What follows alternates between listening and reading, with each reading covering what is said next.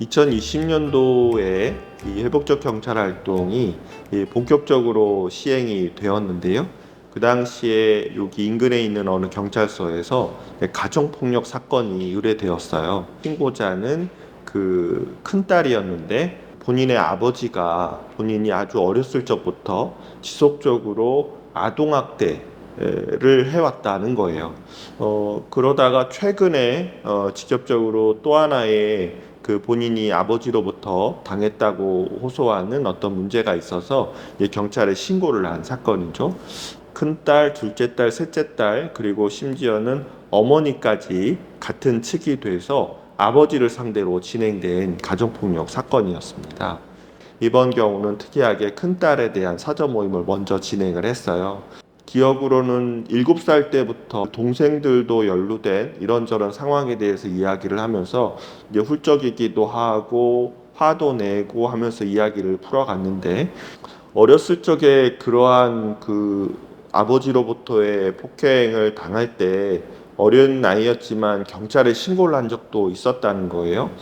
그런데 그런 경찰에 대한 신고 이후에 본인이 아직 어리다 보니까 그런 일이 있었는지 모르겠지만 어머니에 의해서 계속 이 신고가 철회되는 경험을 했대요.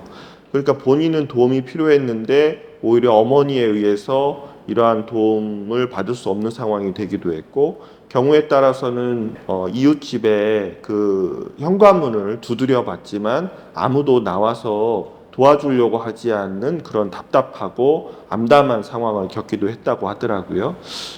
둘째 동생이 그와 같은 아버지의 폭행을 피해서 계단을 급히 내려가다가 발목을 골절당하는 경우도 당했고요. 그래서 그동안에 이런저런 본인을 포함한 동생들, 그리고 엄마가 당했던 이런저런 폭행에 대해서 관찰한 경험이 본인에게는 이제 너무나 힘든 기억이었는데, 최근에 이제 벌써 나이가 21살이 되었지만 이제 본인과 이제 동생들이 같이 이렇게 좀 지내다 보면 다투는 경우도 있는데, 그 과정에 또 아버지가 개입을 하면서 본인의 목을 조르거나 몸을 밀치거나 하는 상황이 있었다라는 거예요. 이분이 좀 다른 사건의 당사자와 좀 달랐던 점은 경찰에 신고를 하기 전에 그 인터넷 검색을 해봤다고 하더라고요.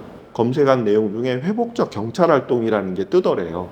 경찰 활동의 사업 내용을 들여다보니까 본인이 정말로 필요로 하는 그런 대화 모임을 할 수 있는 기회라고 하는 거예요. 그래서 신고를 했고, 이와 같은 대화 모임에 대한 것은 본인이 너무나 기대했던 거다라고 하면서 2시간의 사전 모임을 마무리했던 기억이 있어요. 그리고 나서는 이제 아버지를 같은 장소에서 시간차를 두고 만나는데, 아버지의 이야기를 들을 때는 또 아버지의 입장에서 또 안타까운 사정이었죠. 이분은 시골에서 이곳 수도권으로 젊은 나이에 이제 직장을 얻기 위해서 올라왔는데, 그동안 한 30년 동안을 정말 하루도 쉬지 않고 일을 하셨답니다. 지금 현재 자동차 정비업 센터를 운영하고 계시다고 하시는데, 그 사업장이 본인의 건물이래요. 그 건물을 그렇게 구매해서 거기에 자기 사업장이 있을 정도로 자기가 그동안 그렇게 열심히 일하는 과정에서는 정말 하루도 쉬지 않고 일했던 것도 있고, 그래서 안타깝게도 바로 그 대화 모임이 있기 몇 달 전에 이분이 대장암 진단을 받았고 용종을 11개나 제거하는 그런 수술을 받기까지 하셨대요. 그래서 지금도 어떻게 보면 회복 중에 있는데, 그럼에도 불구하고 지금도 여전히 하루도 쉬지 않고 자동차 정비업 일을 하고 있는데, 집안에 있는 아내나 딸들은 그러한 경제적인 부담에 대해서 일체 관여하지 않고 본인에게만 모든 것을 요구하고 있는 그 상황이 너무나 답답하고 너무나 안타깝고 또 때로는 화가 나기도 한다라는 거예요. 그리고 아이들이 이제 좀 자라다 보니까 이제 자매들 간에 그런 다투는 경우에 본인이 이렇게 좀 말린다는 생각으로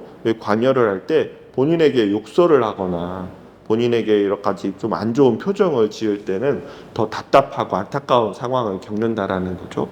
그 바로 최근에도 그런 일이 있었는데, 그때 딸들에게 들은 이야기가 그 밤중에 너무나 속상하고 억울하기도 하고 속상해서 한밤중에 그 동네의 골목길을 걸으면서 울은 적도 있다고 하시더라고요.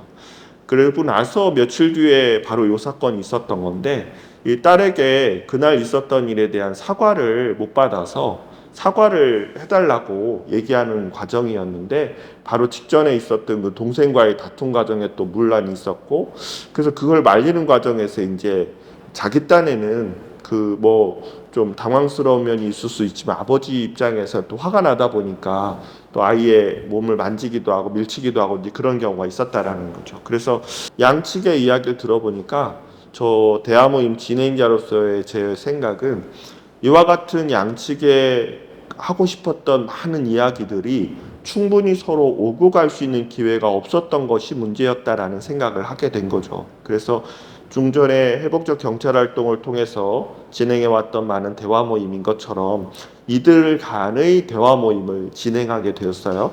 며칠 후에 양측의 일정을 조율해서 경찰서에서 회복적 경찰 활동 대화 모임을 진행하게 되었습니다. 제 왼쪽에는 이제 아버지가 앉았고요. 제 오른쪽에는 그 사전 모임에는 오지 않았지만 막내딸이 같이 왔어요. 그래서 세 딸과 아내분이 저의 오른쪽에 앉았죠. 그리고 제 옆에는 협력 진행자가 같이 앉았고요. 총 5시간에 걸친 대화 모임이었습니다. 충분히 이야기할 수 있는 기회를 주었고요. 그리고 그들 간의 이야기 속에서 쟁점을 정리하는 시간을 가졌고, 쟁점에 대한 양측의 입장을 정리하는 시간을 별도로 드렸고요. 그리고 나서 이제 합의하는 지점이 생기면 그 내용을 약속 이행문으로 정리하기 위해서 약속 만들기 대화를 했죠. 그런데 입장 나누기 대화를 통해서 이런 일이 있었습니다. 앞서 말씀드린 것처럼 이제 딸들 입장에서 그동안에 아버지로부터 당했다는 여러 가지 이야기들을 했는데, 그 이야기를 듣고 있던 아버지가 한숨을 쉬면서 중간에 계속 끼어들었어요. 그래서 나보고 어쩌라는 거냐라는 식의 말씀이었죠. 그런데 딸들의 이야기를 듣고 있었던 저의 귀에는, 딸들은 여러 가지 이야기를 했지만 결국에는 아버지가 본인들의 이야기를 좀 들어줬으면 하는 이야기였던 거고, 그동안에 힘들었다는 이야기였던 거고, 아버지로부터 그동안 받지 못했다고 생각하는 그 사랑을 요청하는 그런 대화였음에도 불구하고, 아버지에게는 딸들의 이야기가 그렇게 들리지 않았나 봐요. 그래서 실제로 아버지가 왜 나에게만 그러한 것들을 요구하느냐라고 했을 때 큰딸이 그 얘기를 했습니다. 아버지, 제가 지금 얘기하고 있는 건 사랑해 달라는 겁니다. 라고요.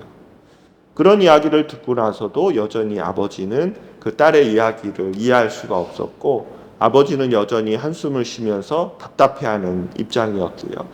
그럼에도 불구하고 이 대화는 중단되지 않았고, 말씀드렸던 것처럼 약속 이행문을 만들기 위한 대화의 과정까지 총 5시간에 걸친 대화를 이어갔어요.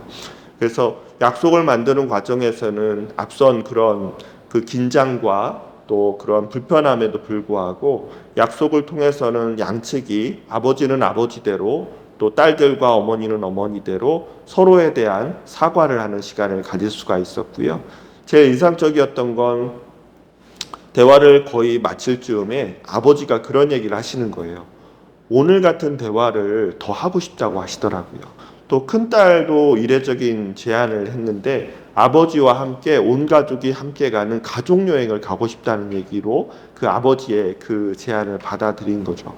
그리고 나서 그들 가족이 이제 어떤 또 일상을 이어갔는지는 사실은 다시 한번 들을 기회는 없었습니다만, 그와 같은 기회가 그 가족에게만이 아니라 여타 많은 유형의 그런 사건들, 가정폭력, 학교폭력, 또 이웃간 폭력에도 불구하고 당사자들이 그러한 대화할 수 있는 기회를 갖는다면 그들은 제3의 방향으로 또 다른 길로 갈 수 있는 기회를 얻게 되지 않을까 싶어요. 지금까지의 경찰 활동이라든가 기본적으로 우리가 적용해왔고 경험해왔던 이러한 과정들은 누가 이기느냐 누가 지느냐의 그런 방향으로밖에 이어져 오고 있었는데요. 이제는 좀 제3의 방향으로 가기 위해서라도 이러한 회복적 정의를 통한 접근법을 많은 사람들이 알았으면 하는 기대가 있습니다.